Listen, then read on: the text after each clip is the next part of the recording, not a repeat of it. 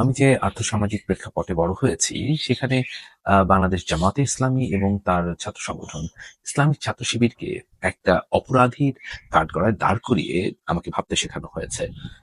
আমি বাংলাদেশ রাজনৈতিক দলগুলো প্রায় সব রাজনৈতিক দলগুলোর সঙ্গে বিভিন্ন সময়ে তাদের আদর্শিক জায়গাতে বোঝার চেষ্টা করেছি এবং তাদের সাথে মেশার চেষ্টা করেছি, তাদের সম্পর্কে ধারণা নেওয়ার চেষ্টা করেছি।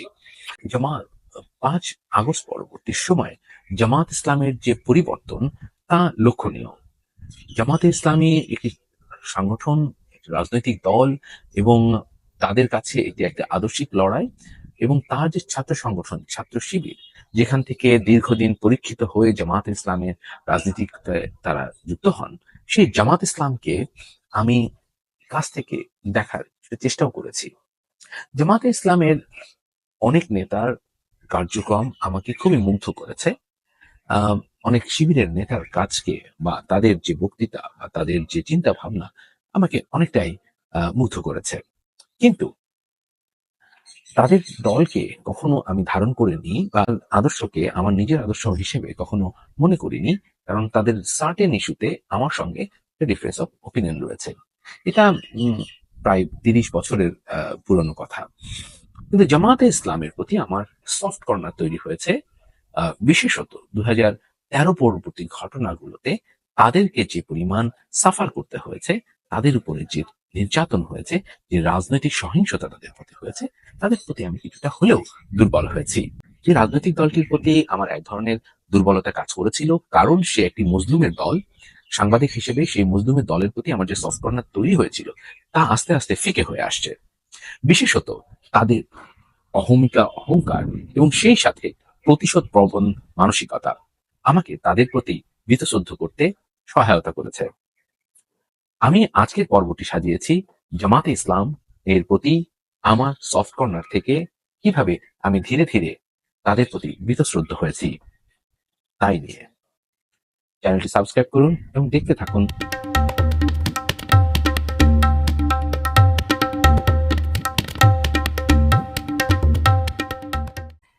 জামাত সম্পর্কে একটু ধারণা নিন।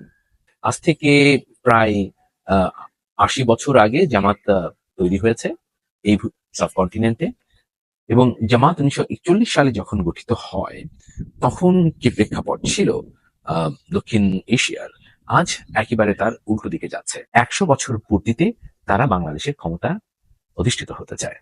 আমি ধরে নিচ্ছি যেভাবে জামাতের খুব সিরিয়াস লেভেলের অ্যাক্টিভিজম, তার যে ট্রল আর্মি, তার যে ফিনান্সিয়াল স্ট্রেংথ, তার যে ডেমোক্রেটিক ইনস্টিটিউশনাল ক্যাপাসিটি, এগুলো হয়তো ভবিষ্যতে, বিশেষ করে অদূর ভবিষ্যতে তাকে হয়তো বা ক্ষমতার স্বাচ্ছন্দ্য দিবে।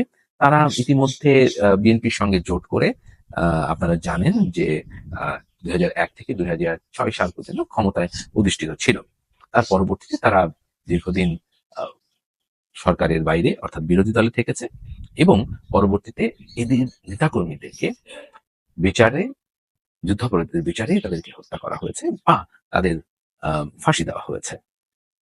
আমি জামাতের প্রতি কেন সফট ছিলাম সেটা যদি আপনি আমাকে বলেন, তাহলে আমার কাছে মনে হয়েছে তাদের প্রতি যে নৃশংসতা কেবলমাত্র রাজনৈতিক কারণে, তা আমাকে খুবই ক্ষুব্ধ করেছে এবং একই সঙ্গে তাদের প্রতি দুর্বল হতে সহায়তা করেছে। যেমন ধরুন, যে ছাত্রগুলো গুম হয়েছে, আপনারা জানেন যে কুষ্টিয়া বিশ্ববিদ্যালয় অন্তত 2জন ছাত্রকে র্যাব গুম করেছে, এবং আপনারা এও জানেন যে 2014-15 সালে সরকার বিরোধী আন্দোলনগুলোর সময় তাদের নেতাকর্মীকে নৃশংসভাবে হত্যা করা হয়েছে ঝিনাইদা বেল থেকে শুরু করে উত্তরবঙ্গ পর্যন্ত।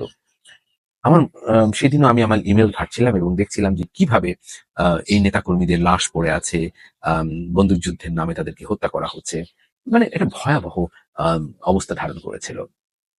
আপনারা যদি আপনারা যদি লক্ষ্মীপুরের একটা তাহিরের গল্প শুনে থাকেন, যে অত্যন্ত জনপ্রিয় একজন ব্যক্তিত্ব ছিলেন এবং তাকে তারেক সাইদ নৃশংসভাবে হত্যা করেছিল।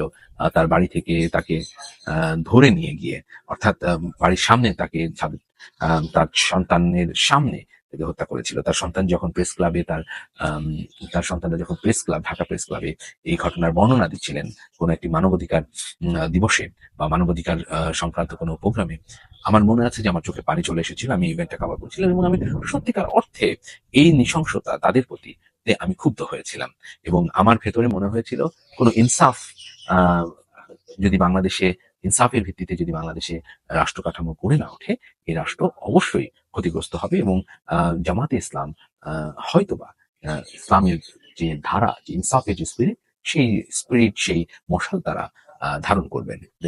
আপনারা জানেন যে রাজনৈতিক দল জামাতে ইসলামের অফিস পর্যন্ত দীর্ঘ বছর বন্ধ ছিল এবং তারা কার্যক্রম করতেন হয় ভার্চুয়ালি এবং কখনো কখনো তাদের প্রোগ্রাম হতো বিভিন্ন হোটেলে বা তারা দেখা করতে। আমি যখন একটা ইন্টারন্যাশনাল রিসার্চ গ্রুপের জন্য তাদের ইন্টারভিউ করার চেষ্টা করছিলাম 2015-16 সালের দিকে, তখন আমার মনে আছে তারা এতই ভীত সন্ত্রস্ত ছিলেন যে আমাকে বিভিন্ন জায়গায় ঘুরে তারপরে তাদের ক্লিয়ারেন্স পেয়ে তারপরে তাদেরকে ইন্টারভিউ করতে হয়েছে। এটা একেবারেই একটা ভয়ার্থ অবস্থা ছিল জামাত ইসলামের মধ্যে রাজনৈতিক দলের। আমি যখন ওই গবেষণাটা করি তখন দেখলাম যে তাদের ভেতরে একটা সিগনিফিকেন্ট শিফট হচ্ছে। জামাত বিরোধী দলে যাওয়ার পরপরই একটা বড় সংখ্যক নেতাকর্মী দেশের বাইরে চলে গেছেন এবং আপনি যদি দেখেন অনেক সাংবাদিক যারা জামাতপন্থী তারা বিদেশে চলে গেছেন, এখন হয়তো পিএইচডি করছেন বা পিএইচডি শেষ করেছেন, অথবা জামাতপন্থী লয়ার তারা ব্যারিস্টার হয়ে দেশে ফেরত এসে আইন পেশায় অংশগ্রহণ করেছেন। এরকম আমার বন্ধুদের ভেতরে একটা বড় সংখ্যক আছে, তাদের সাথে আপনি কথা বললে তারা এক অকপটে এগুলো স্বীকার করবেন। আমার কাছে মনে হয়েছিল যে এদের এই পজিটিভ চেঞ্জটা দুটো দিক আছে। এক, যে তারা সত্যিকার অর্থে বাংলাদেশে কন্ট্রিবিউট করতে চান এবং বাংলাদেশের দীর্ঘমেয়াদে রাজনৈতিক পরিবর্তনে তারা তাদেরকে মেইন স্ট্রিমিং করবেন।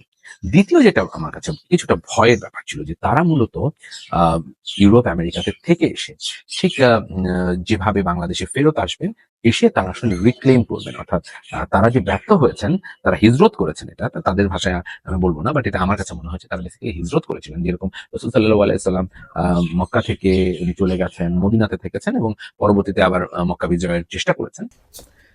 ইসলামিক ছাত্র শিবির এবং তাদের যারা তাদের মতাদর্শের যে গোষ্ঠী, তাদের ফেরত আসাটা 5 আগস্ট পরবর্তী সময়ে আমি প্রাথমিকভাবে খুবই পজিটিভ দেখেছিলাম। কারণ আমার মনে আছে 5 তারিখের পরে আমি আরমান ভাই, যিনি দীর্ঘদিন গুমের শিকার ছিলেন, মীর কাশেম আলী ছিলেন, তার ইন্টারভিউ করছিলেন এবং ওনাকে খুবই পজিটিভ মনে হয়েছিল এবং উনি বলেছিলেন যে উনি নতুন বাংলাদেশের স্বপ্ন দেখেন, একটা ইনসাফের বাংলাদেশের স্বপ্ন দেখেন এবং সেখান থেকে উনি পরবর্তী যাত্রা শুরু করতে চান। কিন্তু যখন দেখলাম যে রাজনৈতিক দলটি ফেরত আসার পরে 5 তারিখের পরে হঠাৎ করে তারা নতুন বয়ান শুরু করলো যে তারা চিন্তা করছে যে এই যে 5 তারিখ হয়েছে এটাই হচ্ছে একটা ডেডলাইন এবং এর আগের বিষয়গুলোকে তারা ভুলে যেতে চান এবং তাদের মানুষের বয়ানের ভেতরে তারা চেষ্টা করছেন তাদের কথাবার্তাগুলোকেই গুরুত্ব সহকারে প্রকাশ করতে। এবং যারা এটা দ্বিমত করছে, যারা এটাকে কাউন্টার করছে, তাদের বিরুদ্ধে তাদের ট্রল আর্মি বা হাসা বাহিনী, আমি বলি যে হ্যাঁ তারা শুধুমাত্র হাসির ইমোজি দেন, হাসা বাহিনী তাদেরকে আক্রমণাত্মকভাবে করছে। এখানে দুটো জিনিস আপনাকে বলে রাখি যে ইসলামী আন্দোলনগুলো ওয়ার্ল্ড ওয়াইড যে ব্রাদারহুডের আন্দোলন, তার কিন্তু একটি গ্লোবাল কাইন্ড অফ কানেকশনস আছে এবং সেই আইডিওলজি বাংলাদেশে জামাত ইসলাম ধারণ করে। কিন্তু একটা জিনিস খেয়াল করে দেখবেন যে যখন ভারত ভেঙে যায়, জামাত ইসলাম এটা বিরোধিতা করেছিল, যেটা ভাঙবে না, পাকিস্তান নামের রাষ্ট্রকে হতে দিবে না।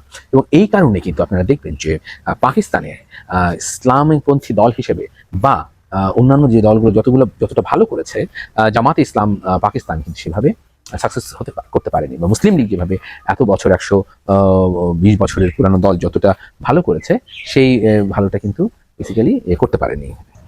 এখন প্রশ্ন হচ্ছে যে জামাত ইসলামী কি আসলে রিভেঞ্জের রাজনীতিতে ঝাঁপিয়ে পড়ছে কিনা। কারণ দেখবেন যে যারা ফেরত এসেছে এবং তাদের সাথে ইসলামিক যে ওয়ার্ল্ড আছে, মানে যারা বাংলাদেশে ভবিষ্যতে ইরানের মতো একটি প্রেক্ষাপট চান বা ইসলামিক রেভলিউশন যারা দেখতে চান, তারা হয়তো মনে করছেন যে এই আন্দোলনটাকে তারা ভবিষ্যতে ওইভাবে এগিয়ে নিয়ে যাবেন এবং তারা সেই দৃষ্টিভঙ্গি নিয়ে হয়তো এগোচ্ছেন।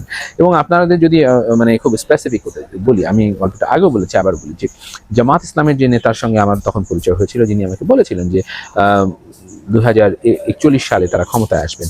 আমি মূলত তখন বুঝতে পারিনি যে ঠিক কেন আসবে, কিন্তু পরবর্তীতে আমি দেখেছি যে জামাত 100 বছর আগে, যেহেতু 1941 সালে যেহেতু এই সংগঠনটি আবির্ভাব হয়েছে, তো বা এর প্রতিষ্ঠা হয়েছে, ঠিক 100 বছর পরে তারা এই রিক্লেম করবে। তো তার ভেতরে যে একটা জিল আছে, তার ভেতরে যে একটা জেদ আছে, তার ভেতরে যে একটা প্রতিশোধ স্পৃহা আছে, সেটা কিন্তু পরিচিত। সেই কারণে জামাতের যারা জামাতপন্থী সাংবাদিক, জামাতপন্থী একাডেমিক, জামাতপন্থী স্কলার বা আরো রেডিক্যাল গ্রুপ যারা আছেন, তারা কিন্তু এই আইডিয়াটাকে প্রিচ করছেন এবং তারা বাংলাদেশের খুব সফট পাওয়ারের ভেতরে ইতিমধ্যে ঢুকে গেছেন।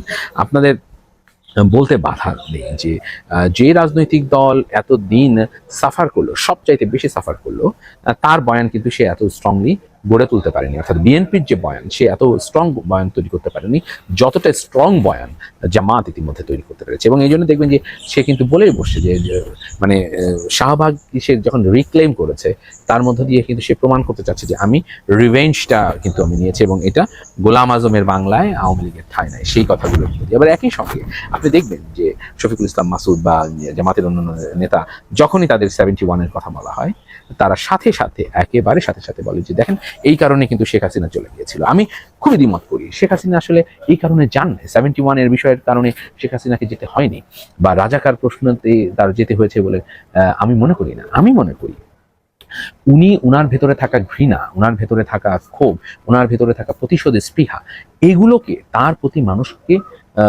কে বিষিয়ে তুলেছে, এবং এই কারণে তার পতন হয়েছে। এবং আপনি যদি খুব ভালোভাবে দেখেন, তিনি যখন মানুষকে তুচ্ছ করছে, তিনি যখন খালেদা জিয়াকে তুচ্ছ করছে, আপনি একজন সাধারণ মানুষ হিসেবে যখন দেখেন যে একটা বয়স্ক নারী প্রধানমন্ত্রী ছিলেন, সাবেক সেনাপ্রধানের ওয়াইফ ছিলেন, এই সব কিছু, প্রেসিডেন্টের ওয়াইফ ছিলেন, তারপরে যখন এইভাবে অপমান করা হয়, তখন আপনি একজন বাংলাদেশি হিসেবে আপনি আসলে এটা মেনে নিতে পারেননি। শেখ হাসিনার এই ব্যবহারগুলো তার প্রতি আসলে একটা ঘৃণা সঞ্চার করেছে। এই ঘৃণাটা আপনার ভেতরে ছড়িয়ে পড়েছে, এবং তারপরেই আপনি তাকে রিজন করা শুরু করেছেন। আপনি মুক্তিযুদ্ধের চেতনার ধারক হয়েও আপনি শেখ হাসিনাকে ওন করছেন না, কারণ আপনি মনে করছেন যে এই চেতনার সাথে তার যে বক্তব্যগুলো কখনোই একমত হতে পারে না। তাই তারা যেভাবে বয়ান তৈরি করছে জামাত ইসলামের পক্ষ থেকে এবং বিশেষ করে ছাত্র শিবিরের পক্ষ থেকে, আমার কাছে মনে হচ্ছে ছাত্র শিবির একটা রং বেট তারা ধরছে। তারা যেমন অখন ভারত চেয়েছিল এবং তারা ব্যর্থ হওয়ার পরে পাকিস্তানকে গ্রহণ করে নিয়েছে, এবং পাকিস্তানে ইসলামী আপনি খুব করে ভালো করে জানেন যে পাকিস্তানে মুসলিম লীগের জনপ্রিয়তা আছে, সেই তার 5% জনপ্রিয়তা কিন্তু জামাত ইসলামের নাই। তো জামাত ইসলামী যাই করুক না কেন, জামাত ইসলামী যেভাবে বাংলাদেশে বয়ান তৈরি করুক না কেন, এই প্রেক্ষাপট কিন্তু তৈরি হবেই। এবং তারা যতটাই বাংলাদেশে চাইবে প্রতিশোধের আগুনকে ছড়িয়ে দিতে এবং কট্টরপন্থী ইসলামী রুল শাসন, তারা যেটা বারবার বলে যে তারা ইসলামপন্থী শরিয়ার দিকে যতটা যেতে চাইবে, বাংলাদেশের মানুষ ঠিক ততটাই তার প্রতি বীতশ্রদ্ধ হয়ে উঠবে। এখন এই চ্যালেঞ্জটা, এই ভূমিকাটা কি একটা প্রগ্রেসিভ একটা রাজনৈতিক দল হিসেবে ছাত্র শিবির নিবে কিনা, ছাত্র শিবিরের জন্য কি এটা একটা বড় ধরনের আমি বলবো যে বেট কিনা? অর্থাৎ তারা কিন্তু 47-এর বেটে হেরে গেছে। আপনি দেখেন তারা 71-এর বেটে আওয়ামী লীগ সাথে তারা হেরে গেছে। এখন লাস্ট যে বেটটা তারা ধরেছে 2004 পরবর্তী সময়ে, which is also the funniest bet। এবং আলটিমেটলি যদি রাজনৈতিক প্রেক্ষাপটটা এরকম চলতে থাকে এবং তাদের এই ভয়ঙ্কর প্রতিশোধ পরায়ণ মানসিকতা তারা প্রদর্শন করতে থাকে, আমি যথেষ্ট সন্দিহান যে তারা সত্যিকার অর্থে সাকসেসফুল হবে, এবং তারা যে 100 বছর পূর্তিতে সরকার গঠন করতে চায় সেইটাও আসলে কোনোভাবে কার্যকর হবে। যদি হয় সেটা হবে মিরাকল। বাট আপনারা জানেন যে দেওবন্দীদের সঙ্গে মওদুদিবাদের যে একটা ভীষণ পার্থক্য রয়েছে, এবং একে অপরের ভেতরে যে দূরত্বটা আছে, সেটা যেমন বাংলাদেশে খুবই স্ট্রং ভাবে আছে, সেই প্রেক্ষাপটটা কিন্তু আলটিমেটলি ইসলাম এবং ইসলামের পালনকারীদের মধ্যেও একইভাবে আসতে পারে। তো আজকের মতো এখানেই রাখছি। বাংলাদেশের মানুষের যেন বাংলাদেশপন্থী রাজনীতির মধ্য দিয়ে সামনের দিকে এগিয়ে যেতে পারে সেই প্রত্যাশা রাখি।